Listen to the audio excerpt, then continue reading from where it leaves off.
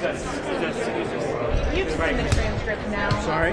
The transcript has now been released of Biden's interview with Robert Hur. Do you believe that Hur's assessment of his age is fair? No, I do not believe his assessment of his age is fair. I think any fair reading of the transcript shows his assessment is not fair. I think that the American people saw in the State of the Union address last year a very forceful president in full possession of his faculties. And I think if you watch what our former president Trump is doing, I think the question is his possession or lack of proper cognizance, and I think we're going to show that. Hur says he had to, mention the president's mental state, had to evaluate that in order to explain why he didn't bring charges. That is not true. He didn't. This was a Republican hit job.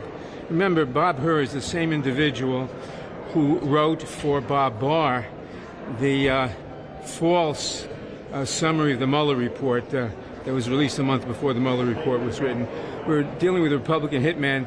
And the one thing I do not understand is why there is a 100% pattern of Democratic attorneys general hiring Republican special counsels and Republican attorneys general hiring Republican special counsels. Were you concerned when you saw classified documents in old, torn, tattered boxes in a messy garage? I mean, what does that say? That's the President of the United States holding it.